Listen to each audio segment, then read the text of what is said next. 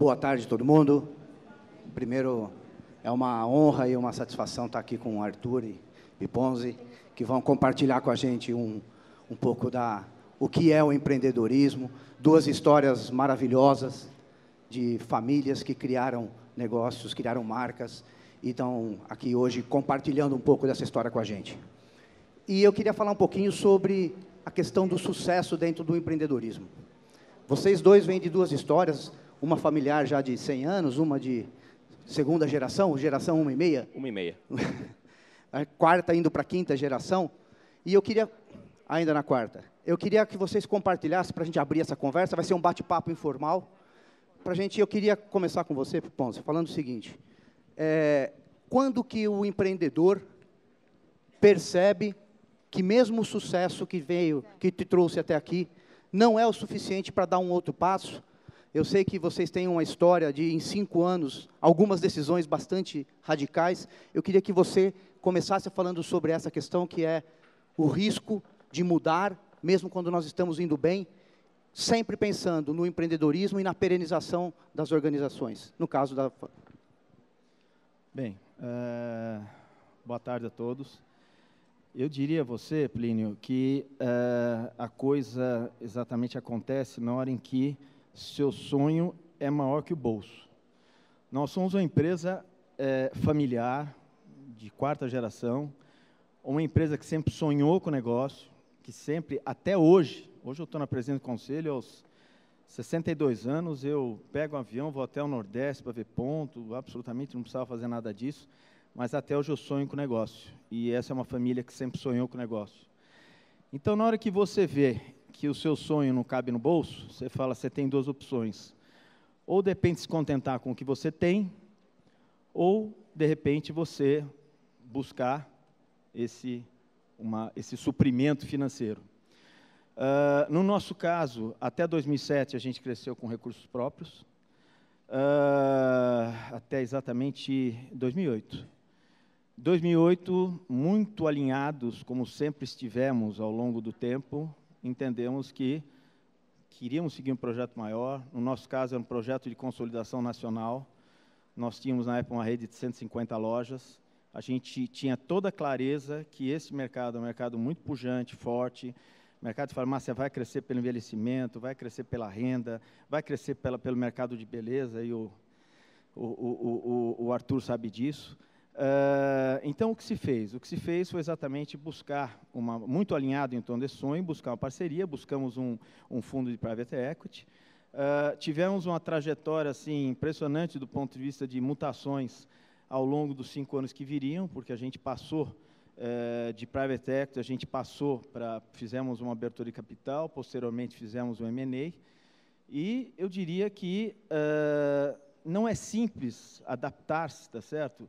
Vindo de uma empresa onde as coisas são feitas exatamente da forma como você quer, na periodicidade que você quer, não é uma coisa simples você adaptar-se a novos sócios, mas é uma coisa que é absolutamente possível, é uma coisa que o desejo, a vontade, essa coisa da continuidade de um sonho vivo, um olhar de perenidade, faz com que você atravesse tudo isso de bom humor, com muita vontade, que você divida a empresa, e eu diria que hoje tudo isso valeu a pena.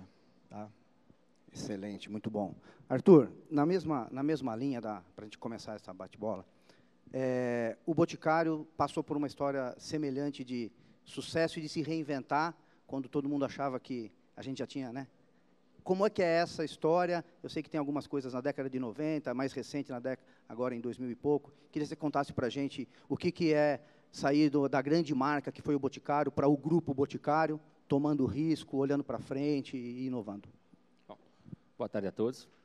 Obrigado pelo convite. É um prazer poder compartilhar um pouquinho da nossa experiência, da nossa trajetória aqui com todos e aprender muito com quem tem sentado aqui nesse palco e apresentado, né?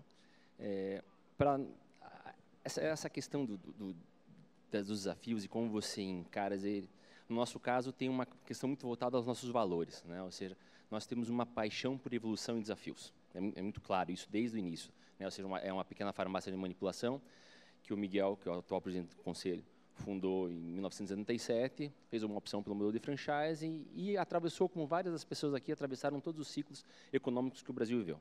Né? A gangorra sobe e desce, né? Inflação de 80, inflação de 70, 60, plano econômico e tudo mais. Eu acho que um dos grandes pontos que nos permitiu chegar hoje bem aqui, aí, bom, trazendo esse exemplo dos anos 90, foi em 1995, 96, porque nós sempre fomos uma organização, e era uma empresa só naquele momento, né, que sempre acreditou muito no valor gerado pela organização.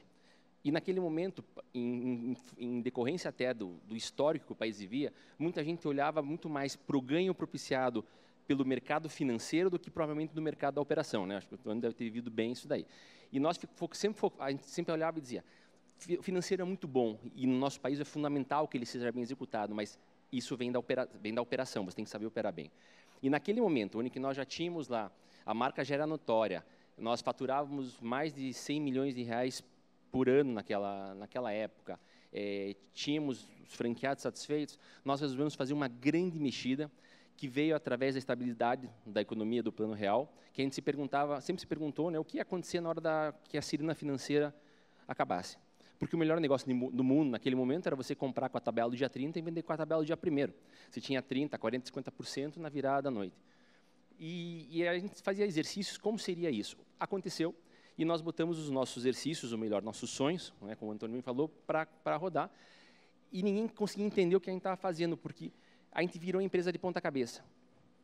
A gente trocou todo o formato de gestão interna dela, aí a gente trocou todo o modelo de distribuição, ou seja, abriu mão dos master franqueados que nós tínhamos e passamos a abastecer diretamente toda a rede de franqueados, a gente já falava aí em 1.100 pontos de venda.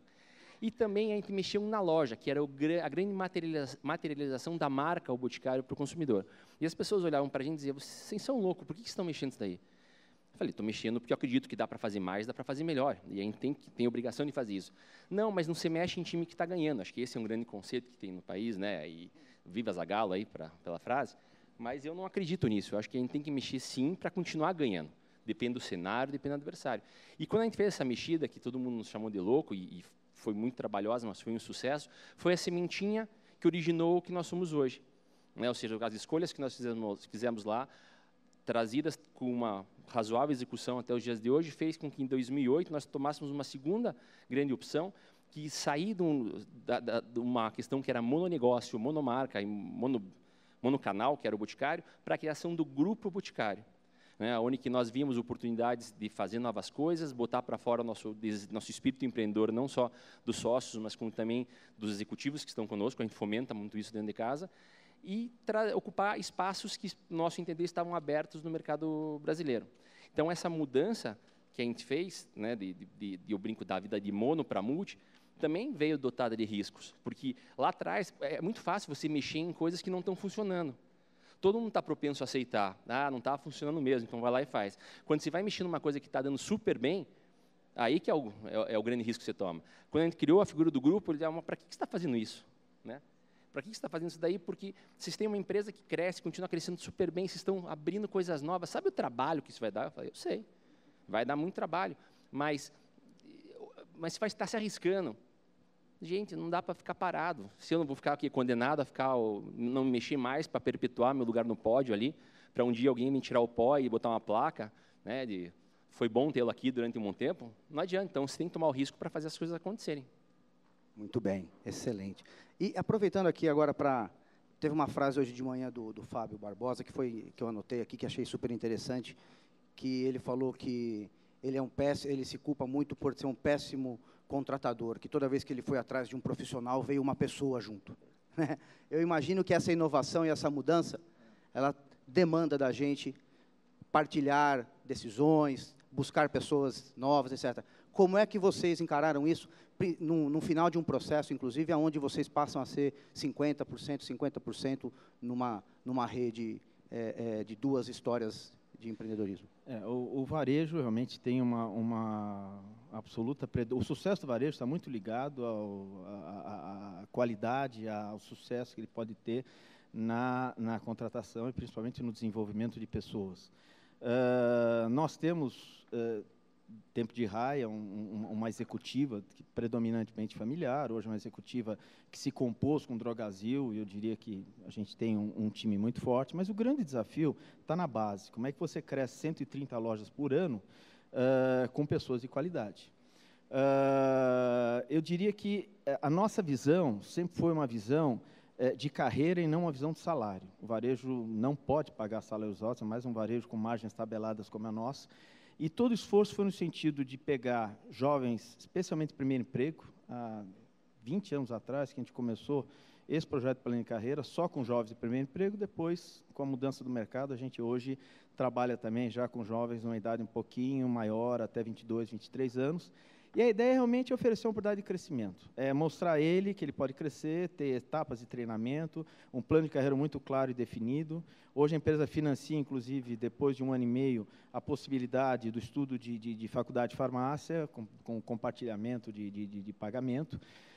Então, eu diria que a arte está em você ser mais eficiente do que o mercado em atrair os talentos. Não é pagar R$50 a mais, assim como ser rentável ou ter mais venda não é muito fácil vendendo por 5% a menos. Tá?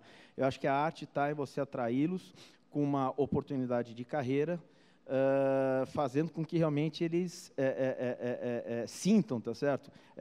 O desafio é falar, por que eu vou trabalhar na Raia Drogasil e por que eu não vou trabalhar no supermercado XPTO? Então, o segredo é esse, falar, o que eu posso fazer, especialmente em tempos de economia aquecida, porque hoje, se a economia não está aquecida, a taxa de desemprego é uma taxa muito baixa. Então, ao contrário de antes, que você pegava os melhores talentos nessa faixa, quer dizer, você tem o colegial formado, não tem dinheiro para fazer a faculdade, não tem trabalho porque ele não tem experiência. Então, esse tipo de jovem, que no passado era muito mais fácil de atrair, hoje você tem que ter muito mais competência, muito mais capacidade, uma estratégia muito mais abrangente no sentido de poder trazer esse jovem. E esse jovem é tudo, quer dizer, num leque aí de mais de 1.000 farmácias, 23 mil pessoas que estão em lojas atendendo. Ninguém vai garantir que os valores, a cultura da empresa estarão valendo, estarão permeados, tá certo, em todos os atendimentos. A única forma realmente é investir nessas pessoas, treiná-los, e é isso que a gente realmente procura fazer. Eu diria que hoje é o maior desafio que a empresa tem. A empresa tem um país enorme para crescer, as oportunidades de ponto comercial, as oportunidades geográficas, a capacidade de fazer, o capital, tudo isso a gente tem. Agora, o grande desafio é formação de gente, e especialmente esse indivíduo jovem que vem como um iniciante no mercado de trabalho. Muito bem. O Arthur, pegando aqui esse mesmo tema do Biponzi, eu queria agora não falar daquelas que estão entrando para operar nessa atração. Estou querendo falar daquele grupo de liderança. Vocês passaram por uma unidade que era o Boticário, e hoje tem várias unidades, expansão. Como é que é esse impacto nessa nova governança das tomadas de decisões? Precisa de empreendedorismo, porque né, não basta você e o Miguel, terem esse olhar, terem a capacidade e os recursos para fazer esse investimento. Vocês precisam motivar, incentivar, conquistar no nível mais da liderança. Como é que isso aí aconteceu? Como é que está indo? E o que você vê pela frente? Perfeito. Deixa eu só puxar uma pontinha do Ponzi antes de entrar na tua resposta. É que ainda bem que nós estamos conseguindo mudar a cara do que é varejo no mundo e no Brasil, né? Porque antes a história era a seguinte: dois pais se encontravam na rua, eles perguntavam, e como vão os filhos? Vão bem, e os seus? Tem os 3, sabe como que é? Um foi ser médico, outro engenheiro, e outro não deu para nada, foi lá e abriu umas lojinhas, né? Era um pouco do que... Então, não era tão estimulante você seguir uma carreira no varejo.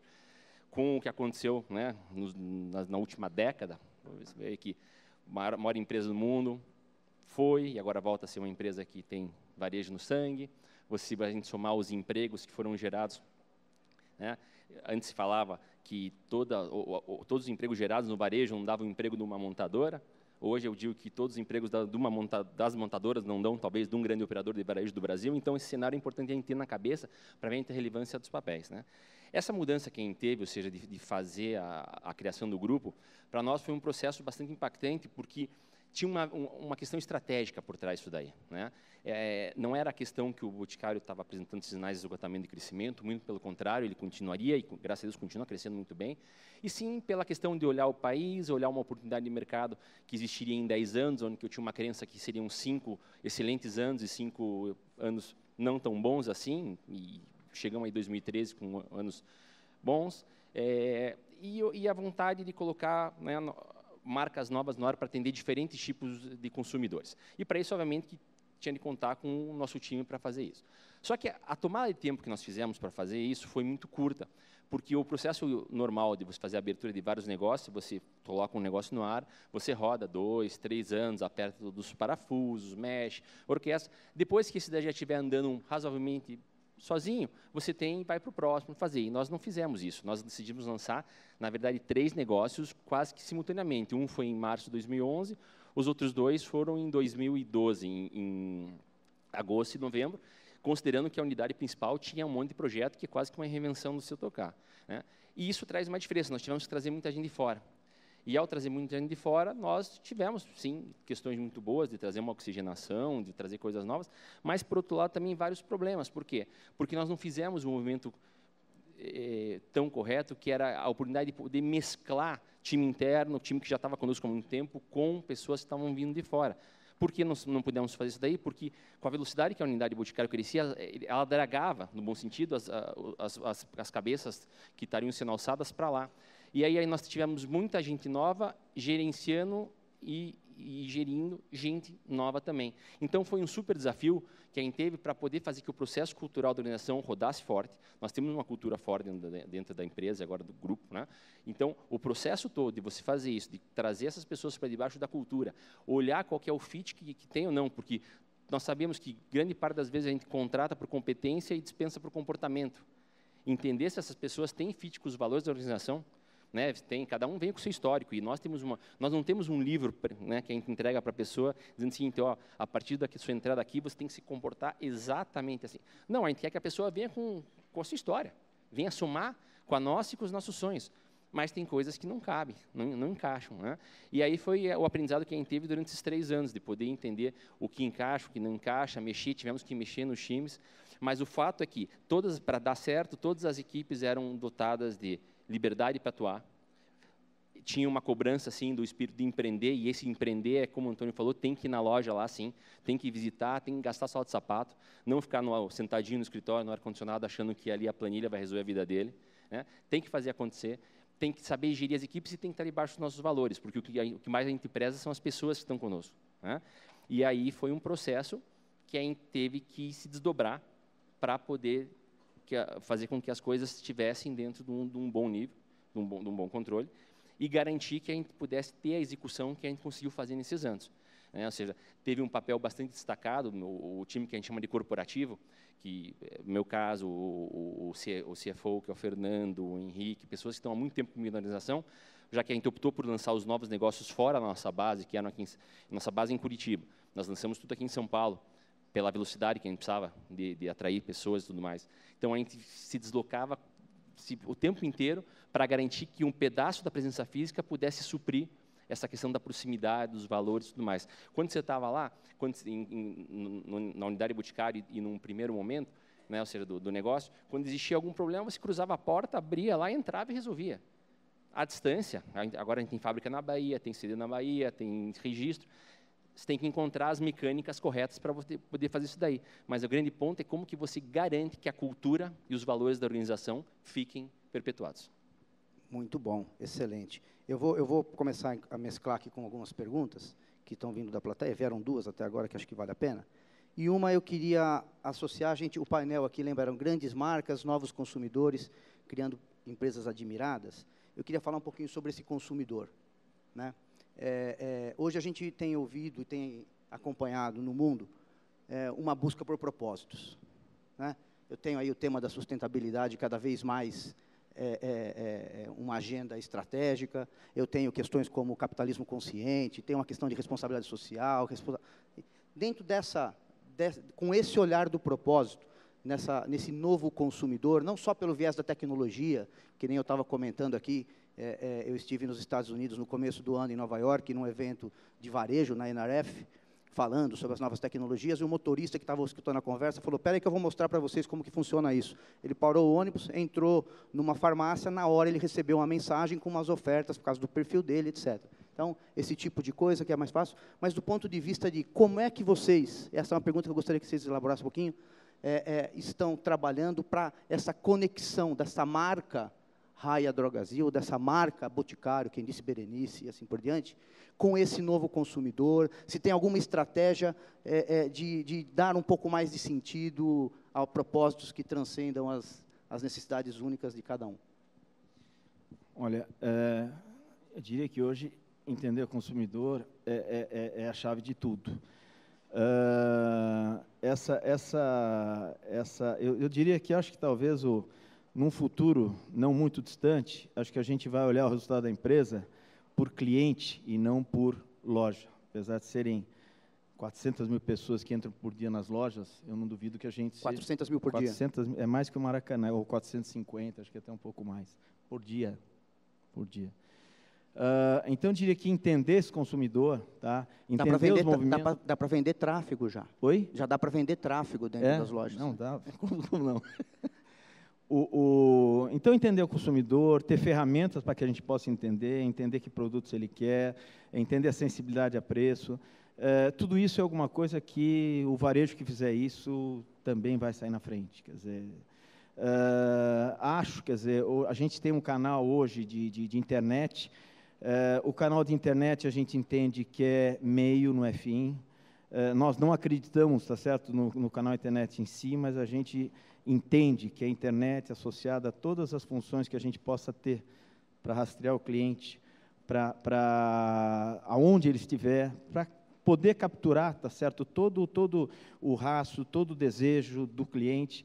Eu acho que isso vai ser uma vitória para o futuro. Eu acho que quem entender melhor esse jogo vai ganhar. Eu acho que, nesse ponto, a gente caminha. Tá? Eu acho que o mercado realmente americano caminha à frente do nosso, tá? Mas eu diria que nós somos uma empresa bastante inovadora nesse aspecto, temos foco muito claro, tá? Em investir no entendimento desse cliente. E esse cliente aí também, não estamos falando só de comprar, como você falou, o cliente nosso é um cliente de mediação, é um cliente, a participação na comunidade é um negócio que é super importante, tá? A drogaria realmente ela é uma referência dentro da sua comunidade, ela tem que ser uma referência, tá? Participar do ambiente, participar de todas as ações conjuntas, tá? Agora, sempre tendo foco em entender aquelas pessoas que realmente transitam pela sua loja, e é muito rico. Com essa quantidade de pessoas, realmente dá para você fazer muita coisa, fazer o seu negócio acontecer. E aí, Arthur? Acho que tem alguns pontos aí, né? Que hoje, você falou em sustentabilidade, né, Plínio? Se eu pudesse fazer uma comparativa, eu acho que hoje a palavra sustentabilidade para as empresas, para os negócios e para as marcas equivale ao que você dizia de qualidade para as empresas lá 30 anos atrás. Né? Ou seja, todo mundo dizia, quem tiver qualidade vai se dar bem no futuro e vai fazer. E depois virou pré-requisito, tipo, sem isso você não entrava nem no campo para jogar. Sustentabilidade, mesmo caminho. Né? Ou seja, muitas empresas fizeram algumas coisas diferentes no passado, continuam carregando. No nosso caso, nós temos uma fundação desde 1990, mas fazemos inúmeros projetos internos, né, para que o nosso modelo de gestão traga sustentabilidade. Esse é o grande diferencial. Nós não temos uma linha de produto específica, e sim trazemos através do modelo de gestão e abarcando a nossa cadeia como um todo, ou seja, os parceiros de negócios franqueados, revendedoras e a parte de fornecedores e o público interno. Acho que quando a gente pensa em varejo, para mim, quem vai sobreviver no varejo vão ser as marcas fortes. Esse é um mantra que eu tenho. Marca forte vai sobreviver, vai conseguir ter mais resiliência, momentos mais de crise, vai se dar bem em melhores tempos. Marcas fracas vão enfrentar muito mais dificuldade. E, obviamente, para você ter uma marca forte, você tem que ter um propósito atrás dela. Então, para mim, tem que ser claro. Cada um tem que saber o propósito, tem que saber o que... Porque não é um fato só de você ir lá e vender um produto para o consumidor.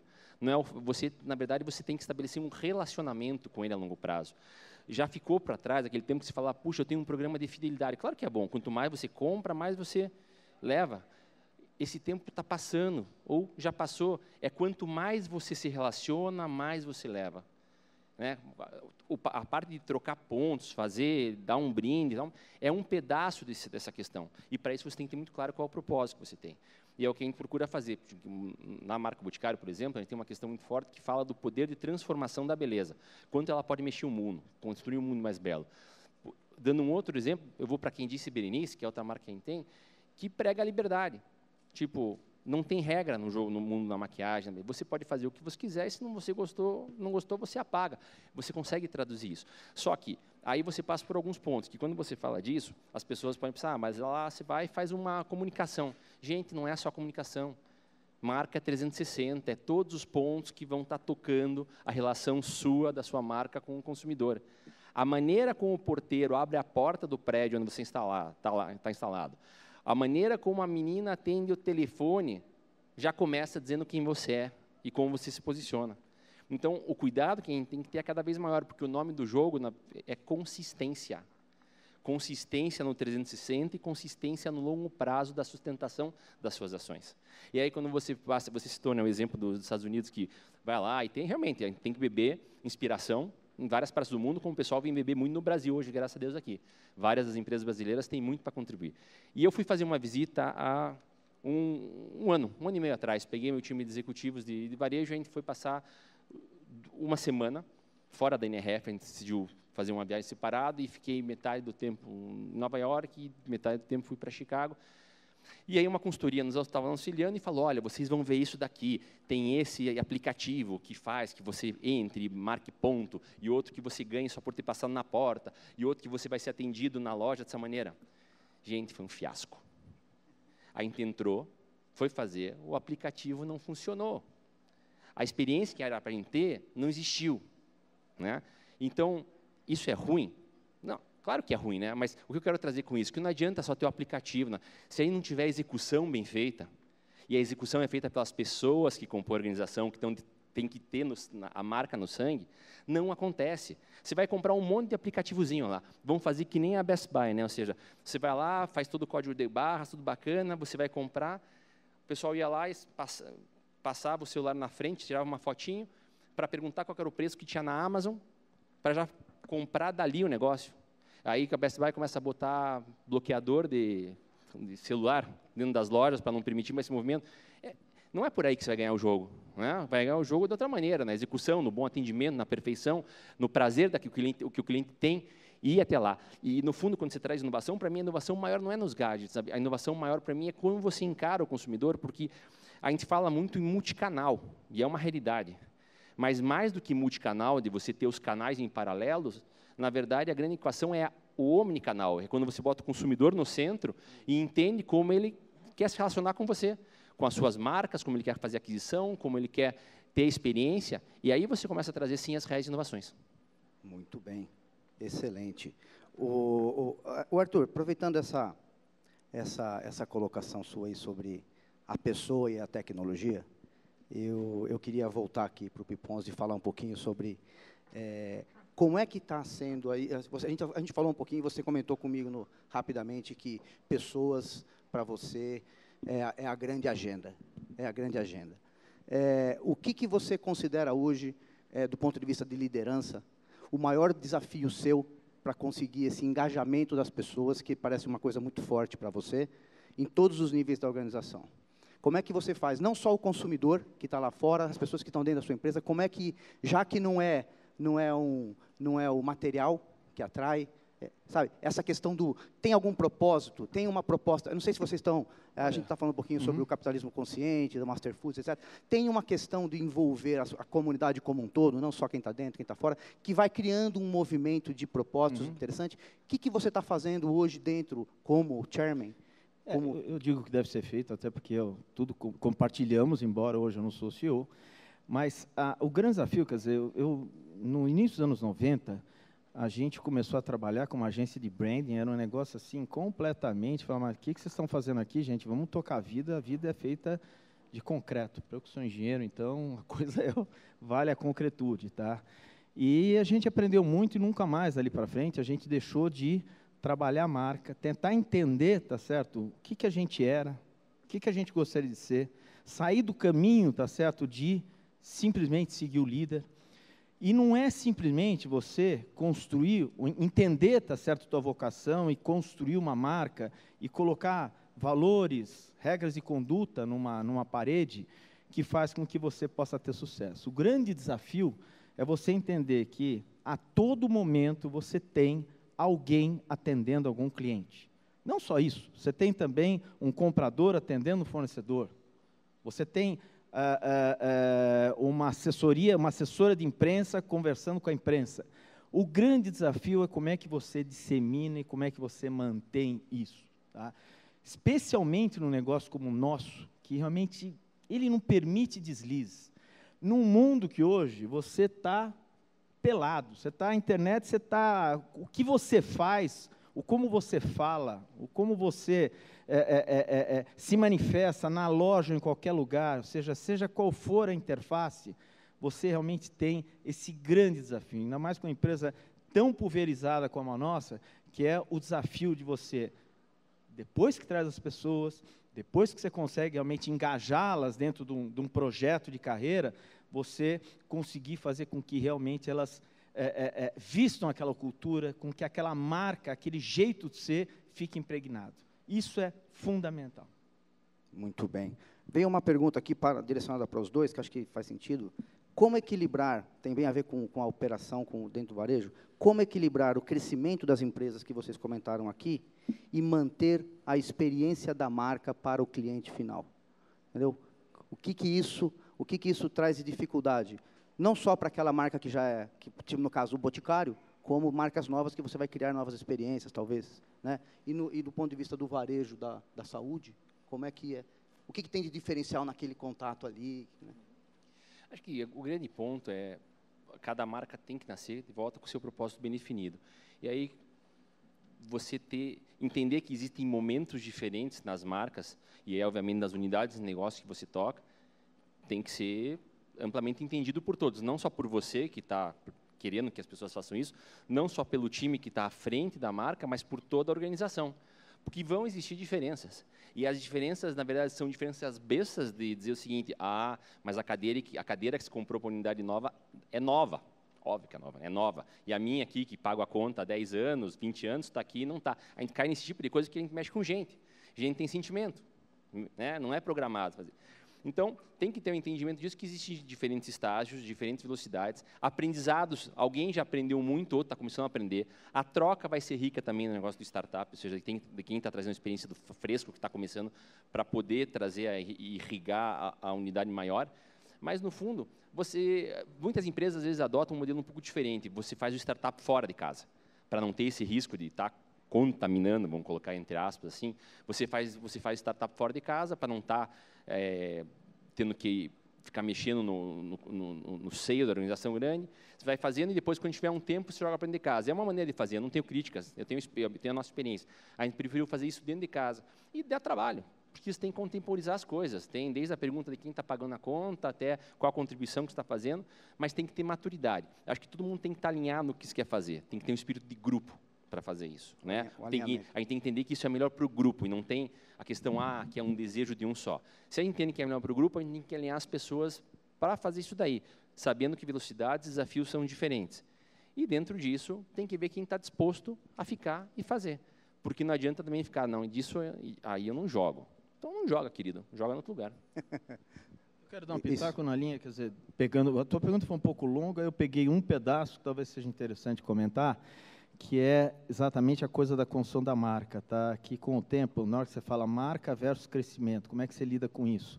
É mais ou menos você lidar com o sustentável e perene versus o resultado e o curto prazo, tá?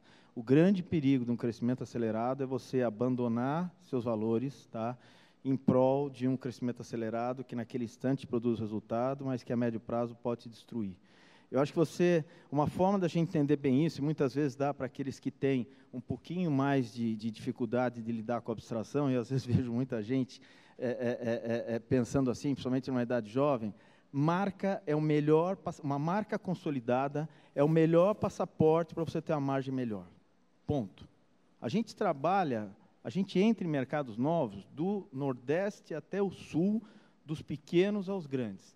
Não há como negar uma marca forte, consolidada, você tem que gastar muito para ganhar seu espaço. Você tem que ou gastar em preço, e principalmente você acaba gastando em preço, ou seja, você tem margens menores, e às vezes não é por 1 ano ou 2, às vezes é por 10. Ou às vezes você tem que pegar a mala e ir embora. Porque marca consolidada é uma arma. E às vezes quando a gente começa a construir, o trabalho parece meio abstrato, parece um trabalho meio de, até de perder tempo. Em 91, gente, era um negócio que, eu lembro, naquela época ainda tinha meu pai junto na empresa, meu pai já bem mais velho. O que vocês estão fazendo? Aonde que vocês estão indo, tá certo? Nós estamos comprando, distribuindo, vendendo, tá? Então, eu acho que pense um pouco nisso, que realmente uma marca forte, uma marca consolidada, a sustentabilidade passa toda por aí. Não existe sustentabilidade de empresa sem consolidação de marca. E isso é trabalho de dia a dia, é regar. E acho que tem uma questão, né, Antônio, tipo, o nosso papel, os dirigentes do negócio, é que você tem que fazer as pessoas entenderem que o pequeno também é charmoso. Porque sempre que você vai entrar numa equação e tem que tomar uma decisão, falar, aqui é tanto e aqui é tanto. Você tem que saber vender o charme do pequeno, que esse pequeno um dia, se tudo funcionar, pode, né, chegar a ser grande também. É a grande equação que você tem que ficar administrando, porque se vai pela equação burra, você vai matar todas as ações de longo vão ser mortas agora, porque vai ser sempre privilegiar o curto. E aqui a gente está falando de empresas que, né, estão na 4ª geração, a gente está numa e meia, mas pretendo chegar tão bem quanto vocês na 4ª, na 5ª. Né? Tem que olhar a longo prazo. Tem que plantar, tem esforços que você faz agora, tem coisas que você talvez não saiba fazer tão bem, que você vai poder corrigir no caminho, para garantir que você possa chegar lá na frente de uma melhor maneira. Tem que ter aposta de longo prazo. Sem dúvida. Arthur, aproveitando aqui, antes da gente estar caminhando aqui para o fechamento, tem uma questão interessante, você está uma franquia, a maior rede de franquia do país, a maior de perfume do mundo hoje, etc. E nessa inovação, vocês lançaram uma nova marca, a Eudora, que é uma coisa que é do grupo e que não é. Como é que foi, de uma maneira sintética, entendeu? Levar para o mercado uma marca nova que não está diretamente associada à rede de franquia? Eu vi você comentando outro dia, acho que é uma coisa que vale a pena. No fundo, quando a gente colocou nossos planos e olhou as oportunidades de mercado, a gente mapeou algumas e tinha uma que era mais óbvia para a gente, que era botar o pé no canal de venda direta. Nós, né, éramos líderes do canal de franquia e o mercado de venda direta tem uma participação bastante importante no Brasil. A gente falou, puxa, vamos partir para esse daqui. Só que o modelo que a gente estava olhando e não cabia passar pelos franqueados, tinha que ser uma coisa direta da nossa, né, ou seja, o nosso canal próprio. E, obviamente, que isso, nós tivemos todo o cuidado do mundo ao levar, por quê? Porque os franqueados, nós temos uma idade, o tempo médio de convivência que nós temos com os franqueados é de 24 anos. Então, é uma vida, já casamos, né, temos DR de monte, tudo isso daí. E todo o tempo eles pediam para a gente trazer novos negócios para eles. E, quando a gente decidiu criar a equação de novos negócios, a gente tinha coisas para eles, mas a primeira não foi. E era complicado para ele entender naquele momento que ele falava assim, puxa vida, eu te peço para trazer um novo negócio, você traz e eu não vou participar. E o pior ainda, do mesmo setor. Né? Mas a gente fez com muito cuidado, muito carinho, para dizer a grande verdade. A gente trabalhou, antes de fazer qualquer lançamento, por 3 convenções antes, a gente falava, sempre fala o que vai acontecer na frente, então, panorama de mercado, cenário, tendência mundial, tendência Brasil, olhando espaços, dizendo como a gente estava se capacitando, tipo, eu vou contando uma história que você vai vivendo ela comigo. Até chegou uma hora de fazer a comunicação. Num primeiro momento, eles não ficaram muito satisfeitos, vamos dizer, pô, né? Mas quando você explica, mostra a relevância, e no fundo o que a gente teve com eles, depois de vivido o processo e da boca deles, foi uma questão muito mais de ciúme do que de negócio. Porque o negócio tinha uma proposta distinta, tinha um tamanho distinto, eles tinham muita coisa para fazer do lado deles de crescimento, não estava ceifando nada do lado de lá, mas daí chegava até a pergunta desse tipo, tá, mas e teu tempo? Vai ser dividido como? Né? Pô, não precisa entrar nesse detalhe, o tempo é meu, né? Eu vou adequar da melhor maneira. Mas aí a gente entendeu, e eles passaram, depois de muita conversa, falando, tá bom, né? É uma questão mais de ciúme, toca a vida, e hoje a gente convive super bem, tanto que na sequência eles vieram a ganhar um novo negócio, que foi quem disse Berenice, e hoje eu tenho franqueados que são multimarca conosco. Então, eles têm mais de uma franquia nossa para poder seguir o sonho de poder trazer mais gente da família para trabalhar, para eles poderem empreender ainda mais, dar a continuidade da geração deles. Muito bom. Acho que o nosso tempo se esgotou. Eu queria agradecer aqui, Ponzi, Arthur. Super obrigado. Obrigado a todo mundo. Obrigado por compartilhar aqui com a gente.